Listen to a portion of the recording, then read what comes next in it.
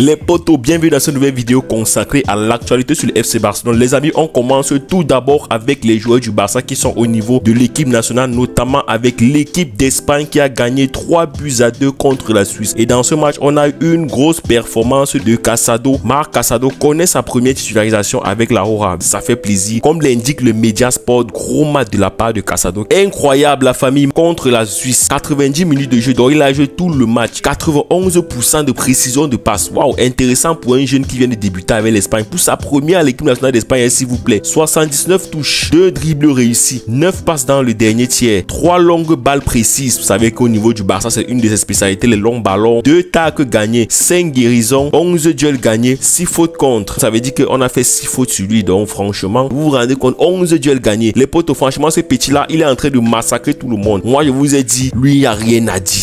Et quand tu penses que c'est un joueur qui a tardé au Barça B, c'était le capitaine du Barça B d'ailleurs, il est en train de faire quelque chose d'exceptionnel avec l'équipe d'Espagne. D'ailleurs, d'après son entraîneur Luis de la Fuente, Casado a joué un match et demi avec nous. Il joue comme un joueur expérimenté. Je ne peux pas m'empêcher d'être étonné par la confiance, le calme et le contrôle avec lequel il joue. Donc c'est dire à quel point le périphérique là, lui n'a plus de limite. Comme Hansi Flick avait dit que c'est son nouveau Kimmich là, non. Même l'Espagne est en train de voir que ça va être leur Kimmich aussi à eux, parce que le petit là, lui ne s'arrête pas. Marc Casado a reçu un badge commémoratif pour ses débuts avec l'équipe nationale d'Espagne. Je sais pas ce que ça veut dire un badge commémoratif, mais je crois que c'est un symbole pour te dire bienvenue à l'équipe nationale d'Espagne. C'est clair qu'il sera encore là pendant longtemps. Il va devenir même un joueur même titulaire de cette équipe. Les gars, quand vous dites que la Masia, j'ai suivi dernièrement l'entraîneur de la Castilla, donc du centre de formation du Real, Raoul, dit que oh, la Castilla est le meilleur centre de formation au monde. Mola, calme-toi, hein, calme-toi. Je suis pas Marguilien, ce n'est pas le fanatisme, mais quand même, gars, à vous quand même, gars, il faut quand même être humble, les gars. Franchement, la Masia, tous vos gros joueurs là sortent de la Masia. Franchement, c'est énorme. Les amis, comme vous pouvez le voir sur cette image, après la trêve internationale, le Barça devra jouer contre le Celta Vigo, un déplacement compliqué. On rappelle que le Celta Vigo là aussi, c'est une équipe qui dérange souvent trop le Barça. Après le Celta Vigo, on a Brest en Ligue des Champions. Je n'arrive pas à croire ce que je vais dire, mais je vais quand même le dire. Les gars, j'ai peur de Brest. Vous vous rendez compte que les gars ne perdent pas de match en Ligue des Champions? Donc franchement, Barcelone, sur vos gardes. Ne faites pas les trucs que Monaco vous a fait dernièrement là. S'il vous plaît, on veut taper Brest. On veut rester dans le top 8 de la Ligue des Champions cette saison. Donc franchement, Hansi Flick, il va falloir que tu te ressaisisses dans ce match. Déjà, il y a d'abord un déplacement compliqué au Celta Vigo. Le Celta Vigo là, avec Yago Aspas, quand il voit le Barça se transforme seulement en super guerrier là. Dans tous les cas, Hansi Flick soit très prudent dans ce match. Le coach Hansi Flick est rafraîchi et prêt à travailler. La trêve internationale est pratiquement terminée et les joueurs sont en train d'être de retour du côté du FC Barcelone. Les amis, regardez le message fort de cette image. Les premiers mots de Szczęsny de la semaine. Essayez-moi. Je crois que lui aussi a quand même envie de goûter les terrains. Vous voyez qu'on dit souvent que lui là, il aime bien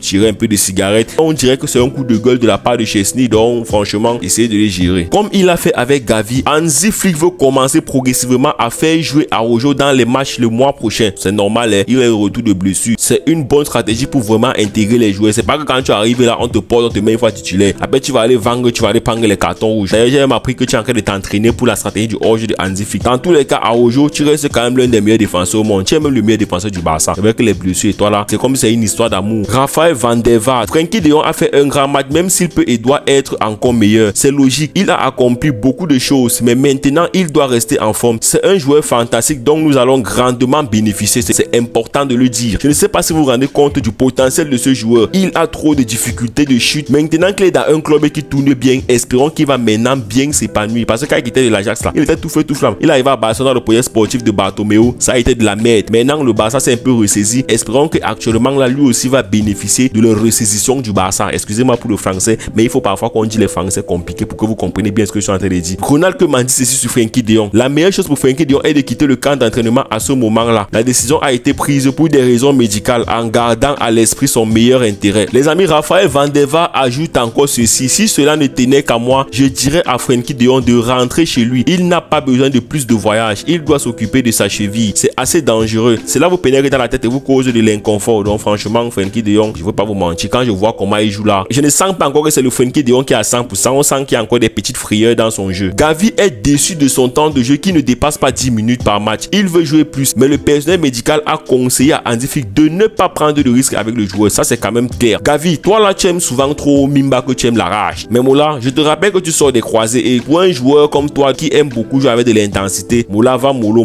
Va mollo. Laisse Hansi Flick faire les choses. Laisse-le te gérer. Tu te plains même que là où tu es là, tu vas mettre qui au banc parce que actuellement avec ta jambe qui n'est pas encore à 100% rétablie là. Si même les techniciens médicaux sont en train de dire qu'on va progressivement avec toi, ça veut dire que eux-mêmes ils sont conscients que tu n'es pas encore à 100%. Déjà même que quand tu vois le 11 entrant là, je ne vois pas qui tu peux mettre actuellement au banc. Donc ressaisis-toi, va mollo.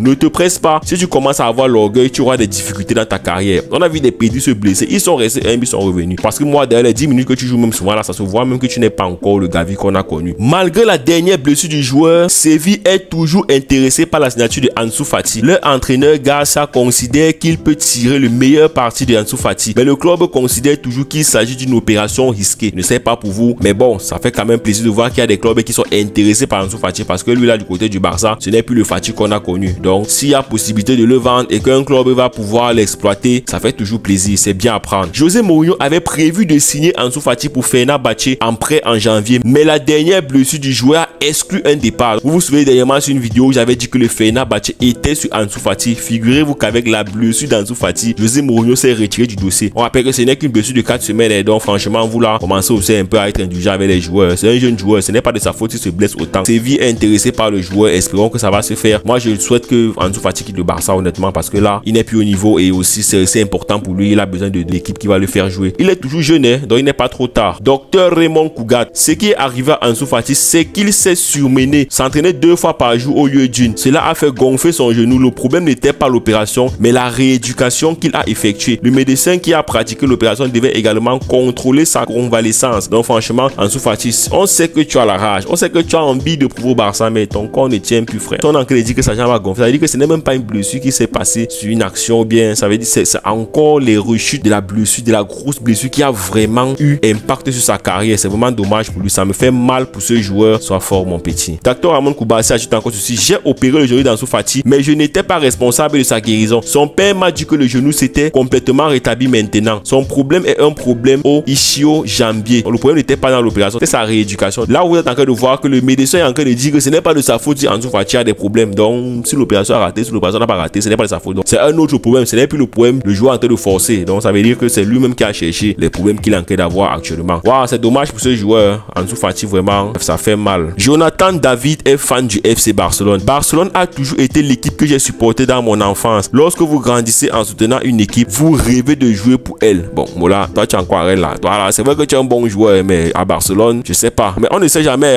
Peut-être que tu peux arriver là-bas, tu nous sors des masterclass. Hein. Dans tous les cas, observons. Malgré la forme de Rafinha, Barcelone pense toujours qu'il est essentiel de signer un ailier gauche de haut niveau avant la saison prochaine. C'est normal. Rafinha joue d'abord tous les postes. Et actuellement, si Lamine Yamal est blessé, il n'y a vraiment pas un créateur à part Rafinha et un peu Pedri et Daniel Olmo. Mais ce n'est pas des profils d'ailier. Donc, ça veut dire que quand un ailier est blessé, il n'y a plus d'autres ailiers. C'est normal. Donc, il faut signer rapidement un ailier. Ça fait plaisir de voir que le Barça quand même réfléchit à cela. Moi, je suis d'accord. Hein. Je suis hyper d'accord avec cette signature. Cela nous ramène donc à une signature potentielle de Nico Williams. Comme vous pouvez le voir cette image, Nico Williams est toujours une signature prioritaire pour Barcelone avant la saison prochaine. Ça veut dire que le Barça a encore espoir qu'ils vont le prendre en hiver. Et Nico Williams, moi, je sais pas pour toi, ton histoire de famille avec ton frère Iñaki Williams, c'est tout ce qui va avec là. Mais moi, je sais pas, tu es en train de voir comment le Barça joue bien. Et si tu es en train de voir comment ton club n'est même pas très en forme cette année, moi, je te conseille de venir du côté du Barça. Tu auras un coach comme Hansi Flick, tu auras des joueurs, tu auras la rivalité, tu auras la concurrence. Donc, pour moi, c'est une bonne affaire. Le prix de Nico Williams sera porté à 65 millions d'euros cet été pour des raisons fiscales. Bon, là, c'est quand même trop élevé, 65 millions d'euros. Moi, je peux pas me pencher là-dessus. Je sais pas pour le Barça, mais honnêtement, avec l'équipe qui tourne bien actuellement là, porter encore 65 millions pour claquer ça sur Nico Williams, n'étant même pas sûr qu'on aura le rendement qu'on attend. Moi, je sais pas pour vous, mais je suis pas trop motivé par rapport à ce transfert. Mais comme je connais le Barça et parfois leur choix qui nous surprend toujours, ils vont peut-être signer ce joueur. Les amis, regardez cette information. La Gazzetta dello Sport a publié une liste des meilleurs joueurs U20 du monde et figurez-vous que Lamine Yamal est le numéro 1. Ensuite, on a